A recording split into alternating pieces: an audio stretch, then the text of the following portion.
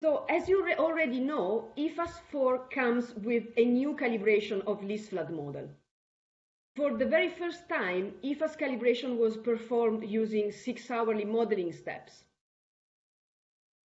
The first step for the calibration process was locating all available river gauges on least flood drainage network and selecting the calibration stations. The new calibration was performed on 1,137 stations from 215 different catchments. Roughly 400 had 6-hourly discharge data that could be used for the calibration. The remaining 700 were calibrated using daily data. You can see the picture on the left here. 6-hourly stations are in blue. So now almost 50% of EFAS domain belongs to a calibrated catchment. You can see the picture in the middle. We've added roughly 400 calibration stations compared to the last calibration exercise, and we have replaced some of the ones used in the past. You can see the picture on the right. EFAS 4 calibration stations are in black. The catchment area of the calibration stations varies from 500 square kilometers for the smallest one to more than 800,000 for the Danube. And the median area for the catchments is around 3,000 square kilometers. The second step in the calibration process was selecting the discharge data. So the calibration used data from 1990 to 2017. All the data were quality checked, and 6-hourly data were used whenever possible, even if they offered a shorter data period compared to daily data for the same station. Minimum 4 years of discharge data were used for each station for the calibration. Some exceptions were made for stations with nearly 4 years data that could improve the spatial coverage of calibrated catchments in the EFAS domain. So we had to be a little bit flexible sometimes. The picture on the left here shows the location of the calibration stations and the number of years available for each station.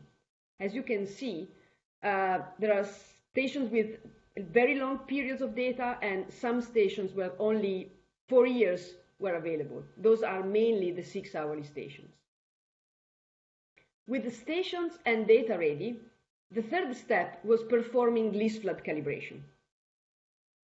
For EFAS 4, least flood calibration was performed using an evolutionary algorithm, ECMWF work scheduler, ECFlow, and ECMWF HPC infrastructure.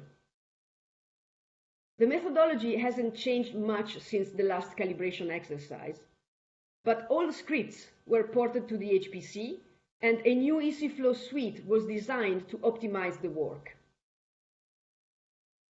The calibration was performed using 6-hourly model steps on 14 least flood parameters, and the modified KGE was used as a metric. Now, each calibration station is calibrated singularly using outputs from upstream catchments, and calibration is performed on discharge only. Now, for the validation, we decided to use all available discharge data for each station, instead of the traditional calibration and validation periods. This is because apart from head catchments, for most of the other stations, validation periods are frequently overlapping with calibration periods in one or more of the upstream catchments. So it isn't possible to define a completely independent validation period in most of the stations. At the end of least flood calibration, we performed the so-called long-term run, which is a continuous run of least flood model from 1990 to 2020. For the long-term run, the model is forced with observations. The long-term run is the starting point for many other EFAS parts. EFAS post-processing was also recalibrated. Post-processing is showed in the real-time hydrographs in EFAS IS. Post-processing in EFAS is based on the Model Conditional Processor, or MCP, and it's used to correct the discharge forecasts for specific locations, so they become predictors of future observed discharge. Post-processing needs to be calibrated as well, and the calibration is performed offline for each station. The calibration derives a function representing the joint probability distribution of observations and simulations.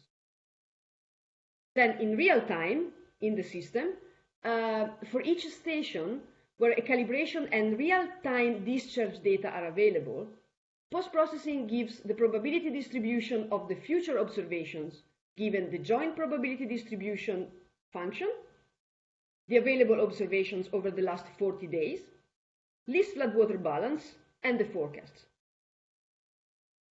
In EFAS 4, the number of post-processing stations is now around 1,000.